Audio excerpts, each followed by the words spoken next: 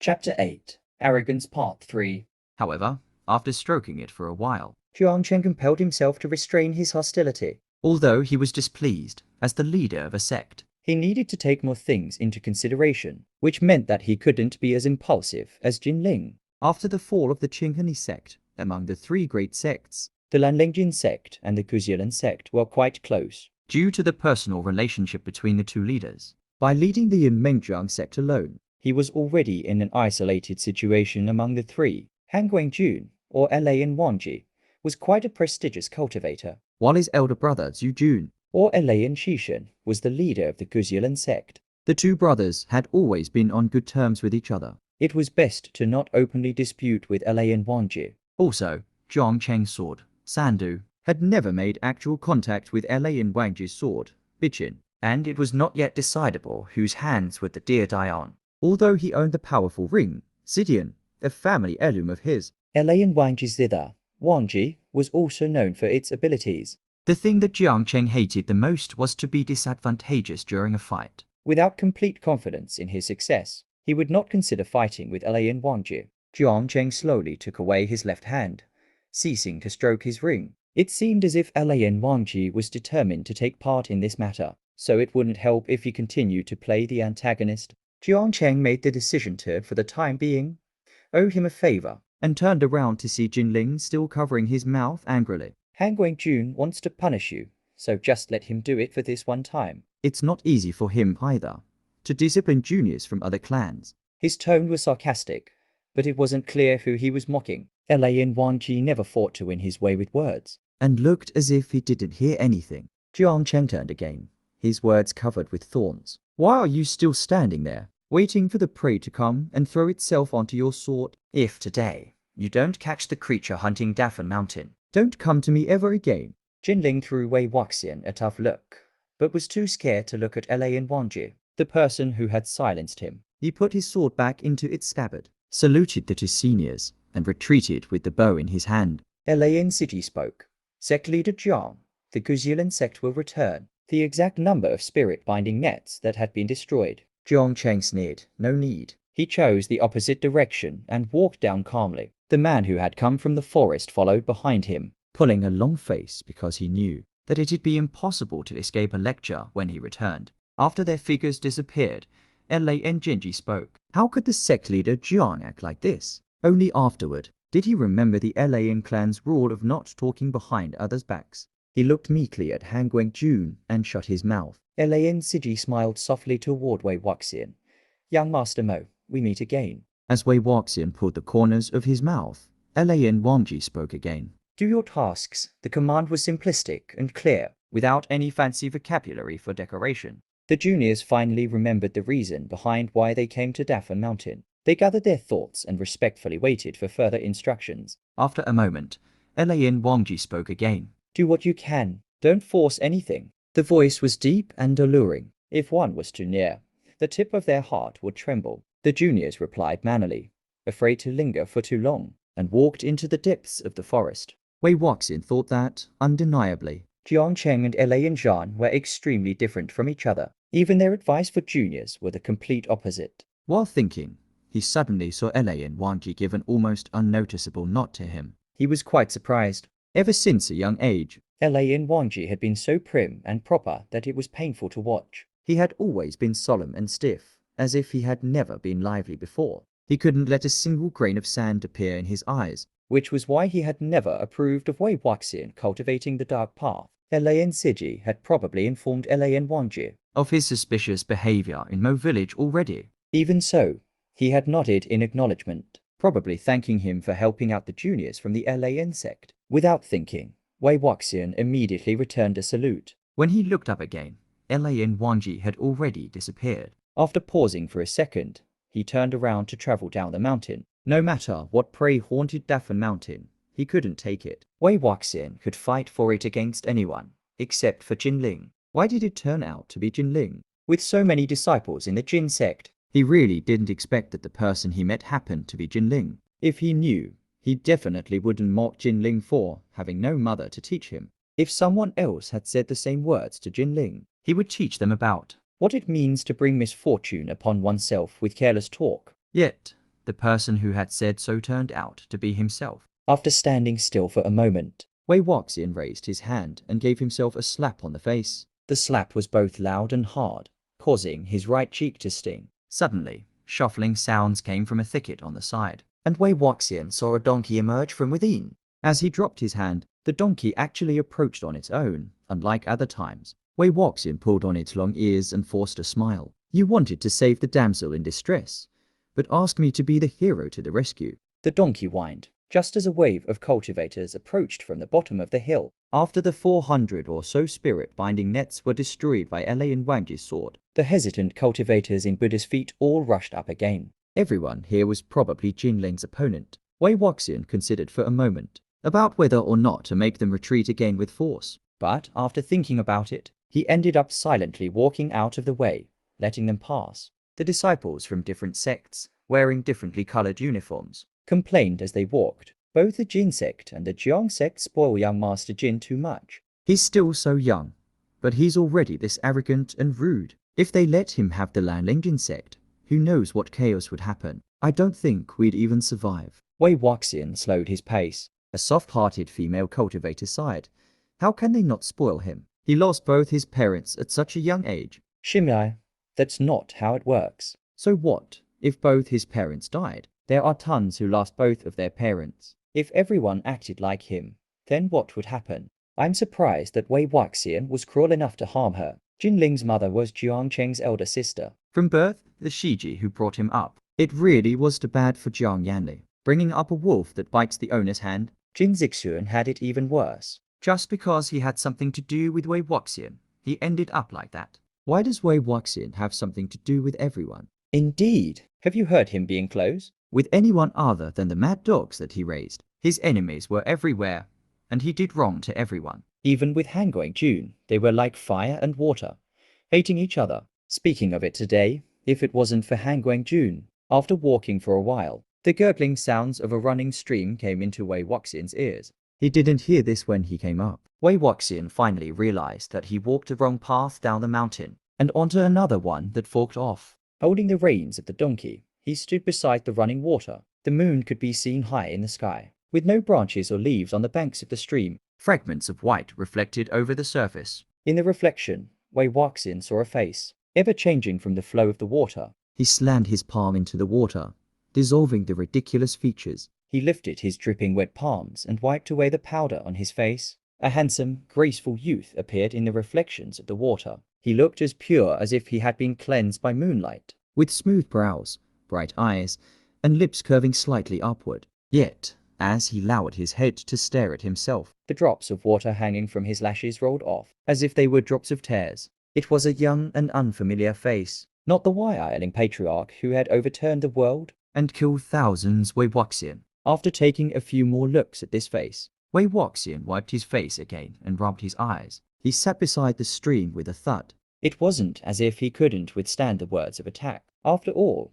back when he made the decision, he fully understood the situations that he had to face. Ever since then, he had reminded himself of the Yunmengjiang sect's motto, do it even if it was impossible. However, although he thought that his heart was like a stone, in the end, he was still human, not some emotionless grass or plant. The donkey seemed as if it knew that he wasn't in a great mood. And for once, it wasn't being loud out of impatience. A moment of silence passed, and it turned around to leave. Wei Wuxian sat by the stream, not responding at all. It turned around to look, throwing its hooves onto the ground. But Wei Wuxian still paid no attention to it. The donkey had to come back sulkily, biting and tugging on the corner of Wei Wuxian's collar. He could choose to go, and he could choose to not go. Seeing that the donkey had went as far as to use his mouth, Wei Wuxian decided to follow him. The donkey took him to a few trees and circled around an area of grass. In the grass, there lay a Chankan bag, with a ragged golden net hanging above it. It probably fell off as an unlucky cultivator struggled their way out.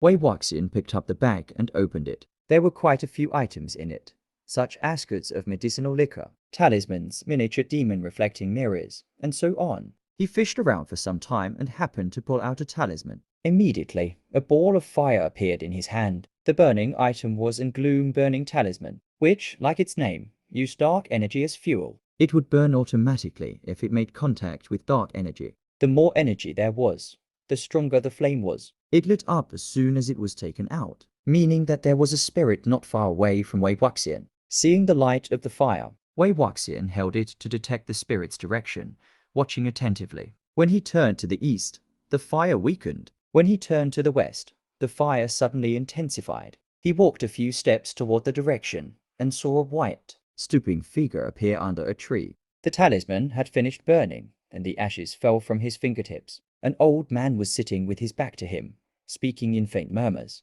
Wei Wuxian slowly approached. The words that the old man murmured became clear. "It hurts, it hurts." Wei Wuxian asked, "Where does it hurt?" The old man answered, "Head." "My head," Wei Wuxian replied.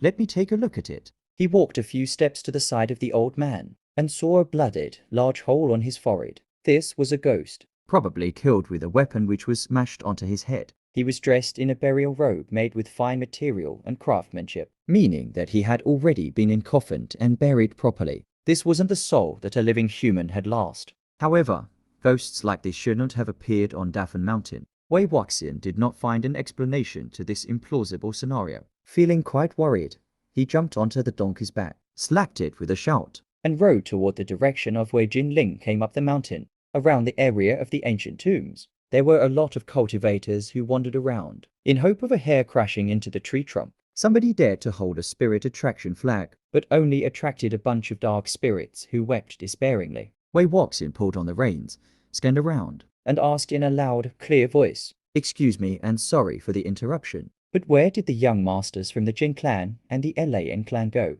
Sure enough, after washing his face, people actually acknowledged him. One cultivator answered, "They left here for Goddess Temple." Wei Wuxian spoke. Goddess Temple? The royal clan from back then had sneaked up the mountain again and joined the group of night hunters. After hearing that all of the deity binding nets were destroyed, the middle-aged man recognized his clothing and the grimacing donkey, realizing that he was lunatic who'd saved them earlier. He felt quite awkward and pretended that nothing has happened. Nonetheless, the round-faced girl showed him the path. "Over there." "It's a divine temple in a cave on the mountain." Wei Wuxian inquired again. "Which deity is the temple built for?" The round-faced girl spoke. I think it's a natural stone statue of a goddess." Wei Wuxian nodded. "Thank you." After the conversation, he immediately ran toward the direction of Goddess Temple. The sluggard's marriage, lightning that destroyed coffins, the fiancé eaten by wolves, the father and daughter losing their souls, the extravagant burial clothes. It was as if a string was being pulled through all of the beads, tying everything into one perfect strand. No wonder the compasses of evil didn't pick up anything, and the spirit attraction flags didn't work either. Everyone had underestimated the creature in Dafan Mountain. It wasn't at all what they thought it was. On the other hand, Layan Siji and the other disciples did not find anything in the area of the ancient tombs, and had moved on to search for clues in Goddess Temple. In Dafan Mountain, aside from the tombs of the Buddha's feet ancestors, there was also the Goddess Temple. The being of worship was neither Buddha nor Gunayan, but the statue of a dancing goddess. A few hundred years ago, a hunter from Buddha's feet ventured into the mountains and found an extraordinary stone in a cave. It was around 3 meters in height, formed naturally, and appeared strangely like a human, with 4 limbs making a dancing pose. The more peculiar thing was that human features could vaguely be seen on the statue, appearing to be that of a smiling lady. The townspeople of Buddha's feet were all astonished, and thought that it was a magical stone formed by gathering the energy of heaven and earth, making up a series of legends about it. Some told the story of an immortal falling in love with the goddess of the 9 heavens, and carved a stone statue from the goddess's appearance to convey the hardships of being lovesick. After discovering this, the goddess was furious, so the unfinished statue had to be left alone. Others told the story of the Jade Emperor and his beloved daughter who died young. The emperor's longing for his daughter had, supposedly, turned into this statue. Anyhow, there were all sorts of myths, able to make anyone gawk. In the end, the townspeople themselves also started to believe in these legends which came out of their own mouths. Hence, someone turned the stone cave into a temple, and the stone platform into a holy seat. The statue was named Dancing Goddess, and there were worshippers all year round. The inside of the cave was spacious, similar to the size of an Urgent temple, with the statue of the goddess set in the center. At first sight, it did indeed look like a human. The maiden's waist could even be considered lithe and graceful. However, after taking a closer look at it, it would seem rougher. Then again, A naturally formed statue being so similar to an actual human was enough to make most people gasp in awe. Elaine Genji lifted and lowered the compass of evil, but its pointer still didn't move. A thick layer of incense ashes covered the table for offerings, and disordered candles lay on there as well. A sickly sweet scent came from the plates for holding fruits. Most of the people from the Guzulan sect had some degree of minor mysophobia. He fanned it there in front of his nose and spoke. The locals said that it is quite effective to pray at Goddess Temple, but how can it be this ruined? They should at least come and clean once in a while. Elaine Siji spoke.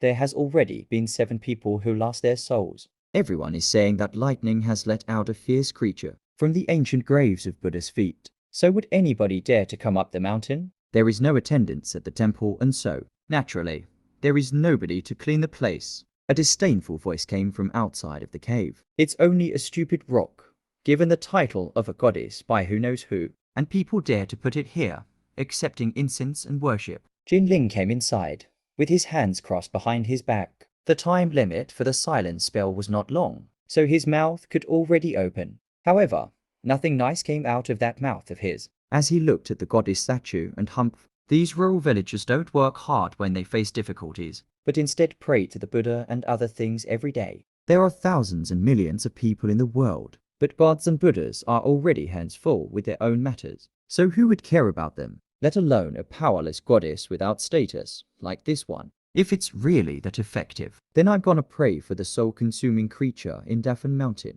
to appear in front of me right now. Can the statue do it? A few cultivators from smaller clans came in behind him, and everyone laughed right after hearing him, agreeing with his words. The originally quiet temple became bustling with noise after the group of people had rushed forth, and the space also seemed more cramped. Elaine City silently shook his head, turning around and glancing without any aim. His gaze landed on the head of the goddess statue. The features of a compassionately smiling face could vaguely be seen. Yet, he felt a strange sense of familiarity toward the smile, as if he had seen it somewhere before this. Where on earth had he seen it before? Elaine Seji thought that it must be a very important matter, and couldn't help but to approach the statue, wanting to examine the goddess's features carefully. At the same time, someone bumped into him. A cultivator who was originally standing behind him had fallen down without any noise. The others were alert with surprise. Jinling spoke in a vigilant tone.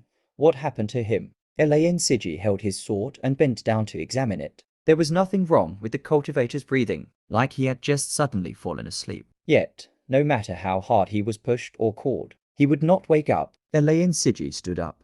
He seems as if, before he finished his sentence, the dark cave abruptly lit up. The cave was suddenly covered in a red light, as if a waterfall of blood was rolling off its walls. The candles on the platform for offerings and in the corners of the cave had ignited on their own. With a few shings, everyone in the cave had either drawn their swords or taken out their talismans. At the same time, a person suddenly burst in from outside the temple, holding a gourd of medicinal alcohol. He threw it toward the stone statue, and raging flames sprouted from it, illuminating the stone cave so that it could even pass for daytime. Wei Wuxian used up all of the items he had found in the Qianken bag. He threw it away and shouted, "Everyone, go back outside. Be cautious of the soul-consuming goddess on the inside." Someone yelled in surprise. The goddess's pose had changed. Before, the statue clearly had one foot lifted, and both of its arms raised upward, of which one was pointing directly at the sky, its form graceful. However, amid the crimson and yellow flames, it had lowered both its arms and its foot. There was no doubt it definitely wasn't a mistake of the eye. The next moment, the statue lifted one foot again, and stepped out of the fire. Wei Wuxian shouted, "Run, run, run. Stop slashing around. It won't work." Most of the cultivators ignored him. The soul-consuming monster that they had tried so hard to find had finally appeared. So why would they miss out on the chance? However, even with so many sword chopping and stabbing, and so many talismans and magical tools being thrown at it, the statue's advance didn't stop at all. It was around 3 meters tall, resembling a titan as it moved, giving off a strong sense of oppression. It picked up 2 cultivators and lifted them in front of its face. The stone mouth seemed like it opened and closed, and the swords in the cultivators' hands dropped to the ground with 2 clanks. Their heads drooped. Their souls were sucked away. With no attack methods working properly, the others were finally willing to listen to Wei Wuxian's words. Everyone gushed outside, scattering in all directions as fast as they could. With so many people and faces, the more anxious Wei Wuxian became. The longer it took to find Jinling. Wei Wuxian rode on the donkey and ran into a bamboo forest, encountering the juniors from the Layan clan as he turned around. Wei Wuxian called for them. Children. Layan Genji replied. Who are your children? Do you know which sect we are from? Did you really think that you would be considered a senior just because you washed your face? Wei Wuxian spoke. Okay, Gejes. Send a signal and get your clans. Han Guangjun up here. The juniors nodded a few times and ran around while searching for signals. Layan Siji spoke. The signal firelights were all used up during the night at Mo Village. Wei Wuxian was shocked.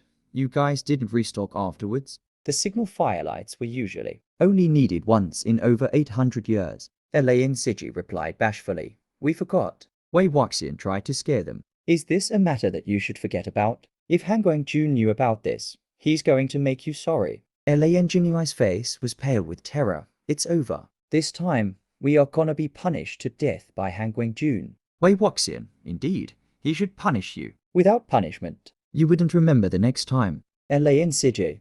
Young Master Mo. Young Master Mo. How did you know that it was not a spirit-consuming spirit or beast, but the goddess statue instead? Wei Wuxian searched for Jinling as he ran. How did I know? I saw. Layan Genji also caught up. They each ran on one side of him. What did you see? We also saw lots of things. You saw. So what happens next? What things were in the area of the ancient tombs? What else could there be? There were only dead souls. Correct. There were dead souls. This is why it can't be a soul-consuming spirit or beast. It's simple if it was either of these two. With so many dead spirits in the area, would it have chosen to not eat them? No, it wouldn't have. This time, there were more than one person who asked, why? Just what can I say about your Guzilan sect? Wei Wuxian could not tolerate it anymore. Why can't you teach less annoying, lengthy nonsense like cultivation or etiquette, family trees, and history which requires memorization, and teach more practical things? How is this hard to understand? Dead souls are a lot easier to absorb than living souls. The physical body of a living person is like a shield. And if it wants to eat a live soul, it would have to break the shield. For example, he looked at the donkey, which panted while running, rolling its eyes. For example, if an apple is put in front of you, and another one is put inside a locked box, which one would you choose to eat? Of course, it would be the one in front of you. This creature only eats living souls, and knows of a way to obtain them. It is both powerful and selective in terms of food. Layan Genji was astonished. So that's how it works. It makes a lot of sense. Wait, so you're really not a lunatic? Layan Siji explained as he ran. We all thought that, because the landslide and lightning led to the series of events, it must be a soul-consuming spirit. Wei Wuxian spoke. Wrong. What is wrong? The order and the correlation is wrong. Let me ask you for the landslide and the soul-consuming events. Which ones were the first and second, the cause and effect? Layan Siji answered without thinking twice. The landslide was the first, and the soul consumption was the second. The first was the cause, and the latter was the effect. Wei Wuxian spoke. Completely wrong. The soul consumption was first, and the landslide was second. The soul consumption was the cause, and the landslide was the effect. During the night of the landslide, a storm suddenly started, and a streak of lightning broke a coffin. Remember this. This first person to lose their soul, the sluggard, was trapped in the mountains for the whole night. And married a few days later.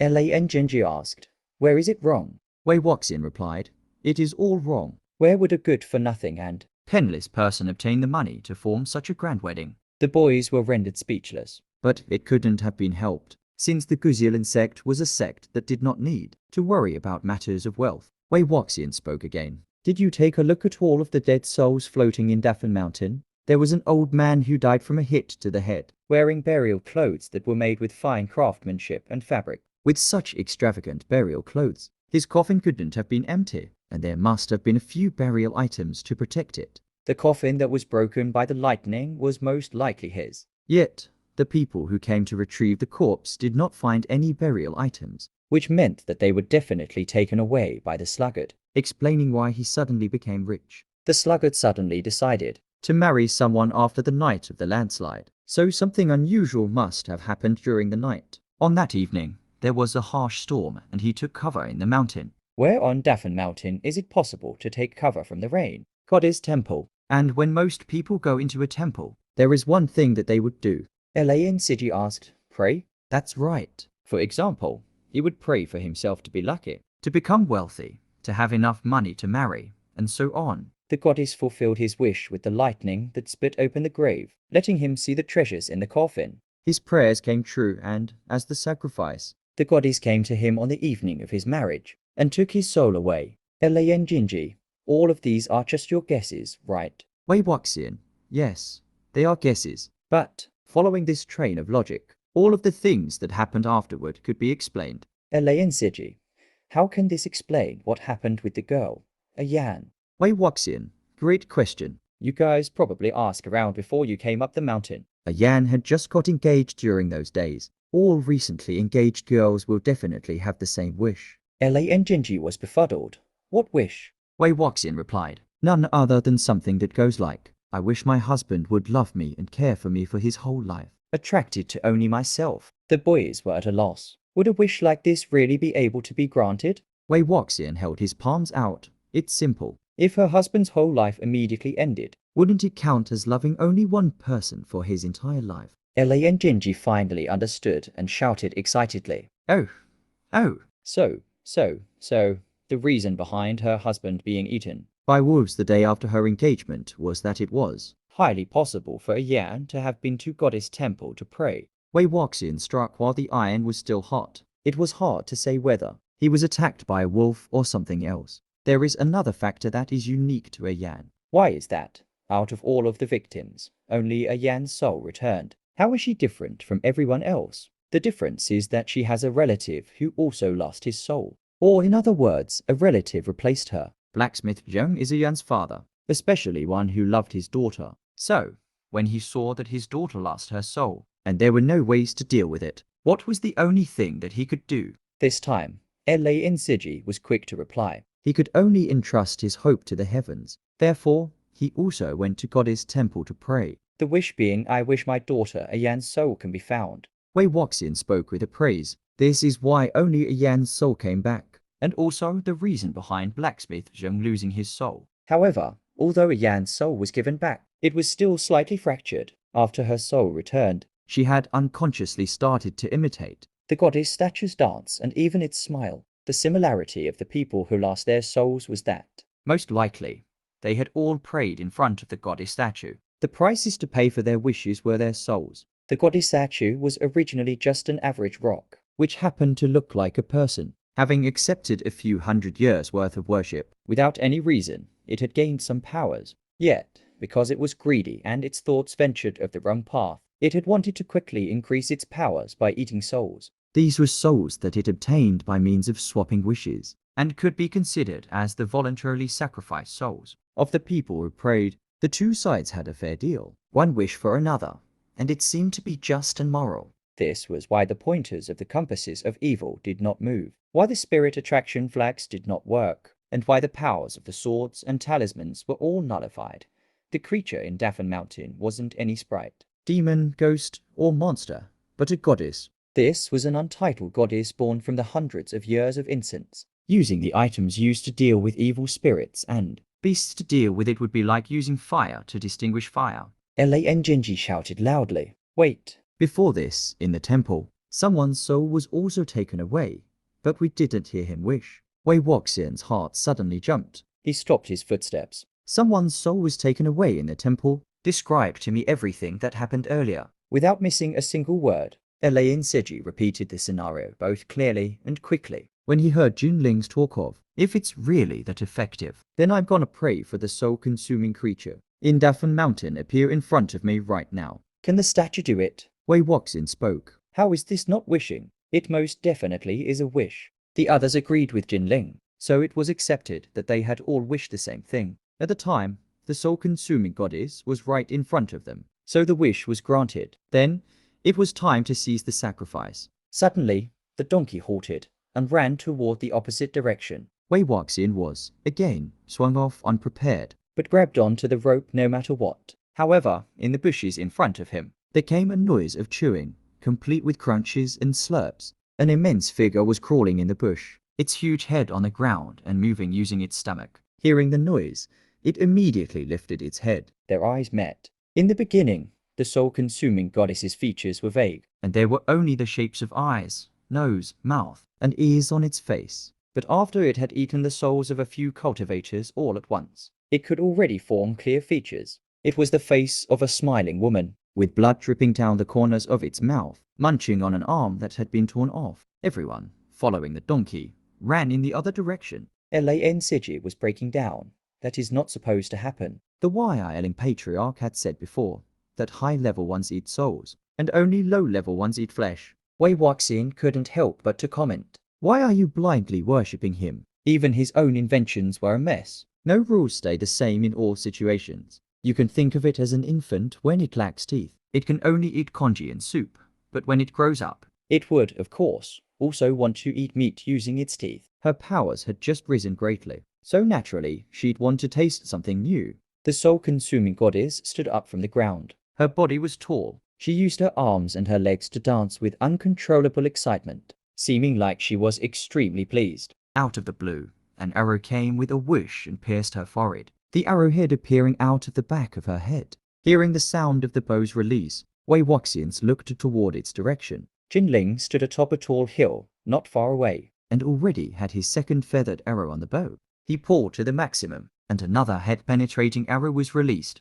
the strength causing the soul-consuming goddess to stagger a few steps backward. Lansiji yelled, "Young Master Jin, send of the signal on you." Jinling turned a deaf ear to his words, determined to kill the monster. With a solemn face, he set 3 arrows onto the bow at once, although she was shot in the head twice. The soul-consuming goddess was not angered, and advanced toward Jinling with the same smile plastered on her face. Although she danced while walking, her speed was terrifyingly fast, decreasing the distance between them by half in just a few moments. A few cultivators appeared from the side and fought with her, hindering her strides. Jinling shot each arrow as the goddess took each step, probably intending to use up all of the feathered arrows first, before fighting in a closer range with the soul-consuming goddess. His arm was quite steady, and his shots were accurate. But all magical weapons were useless against it. Both Jiang Cheng and Layan Wanji were at Buddha's feet, waiting for any news, so who knows how long it would take for them to realize that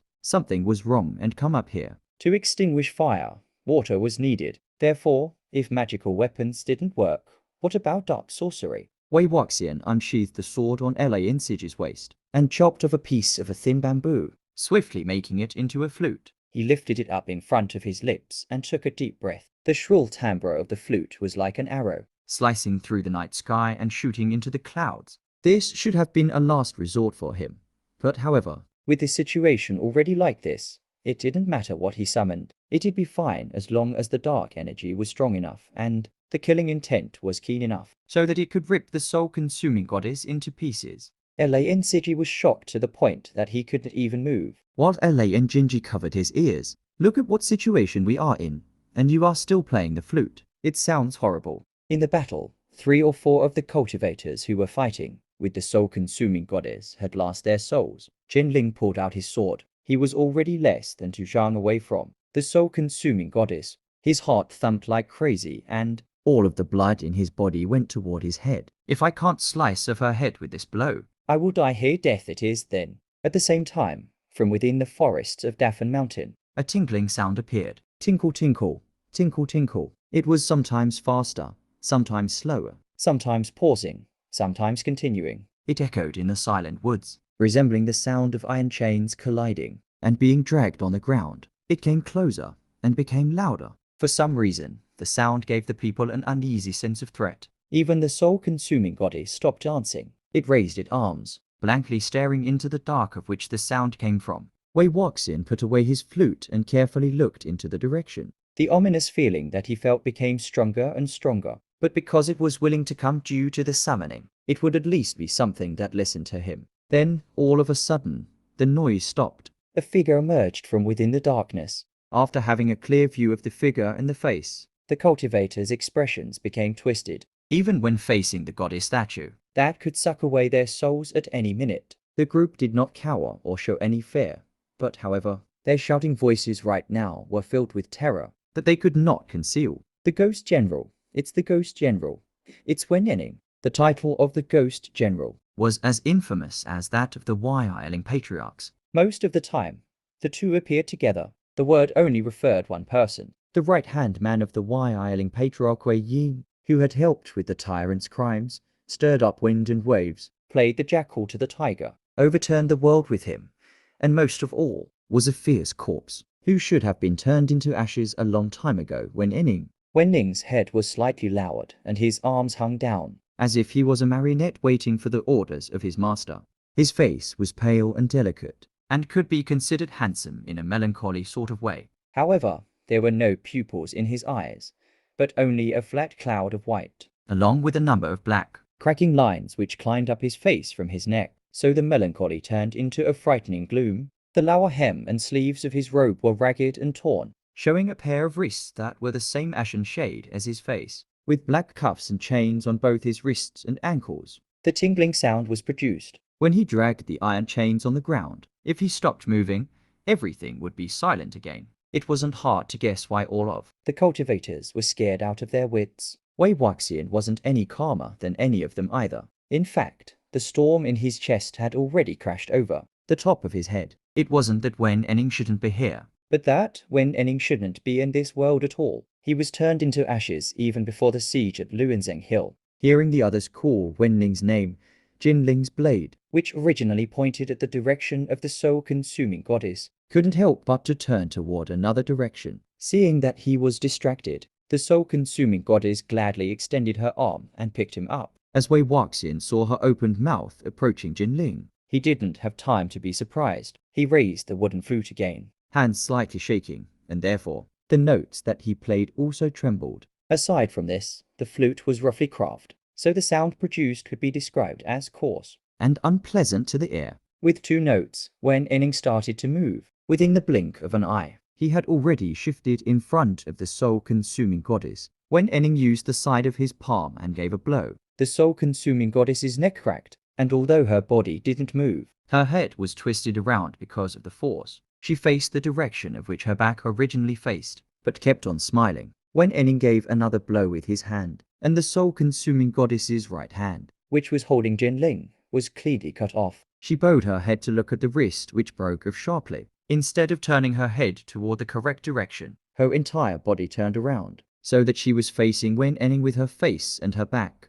Wei Wuxian didn't dare to relax. He took a deep breath and commanded Wen Enning to fight. However, not long had passed, and he became even more shocked, Low-level corpses were unable to think on their own, and needed his orders to lead them. Powerful, fierce corpses, on the other hand, were usually delirious or unconscious. Yet, Wen Ning's case was different. He was created by Wei Wuxian, which meant that he could easily be called the strongest fierce corpse in the current world. He was the only one who was capable of thought, aside from not fearing injuries, fire, the cold, poison. and whatever living humans feared, he was the same as a one. However, at that moment, when Enning clearly wasn't conscious, He was both shocked and doubtful as a few cries of alarm came threshing from the crowd. using both his arms and legs. When Enning had secured the soul-consuming goddess on the ground, He picked up a rock which lay on the side, taller than the height of humans, and lifted it above the soul-consuming goddess. he started to slam it onto her with great force.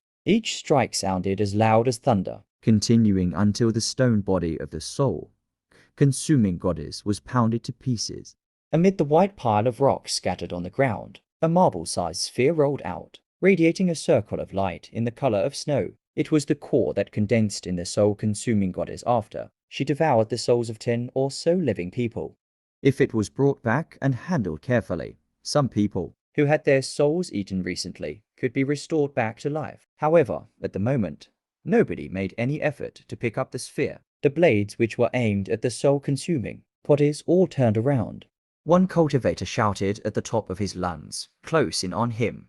Some people replied hesitantly, but more people were indecisive. Walking backwards slowly, The cultivator shouted again. fellow cultivators, we have to block him so that he doesn't escape. This is when Enning we're facing.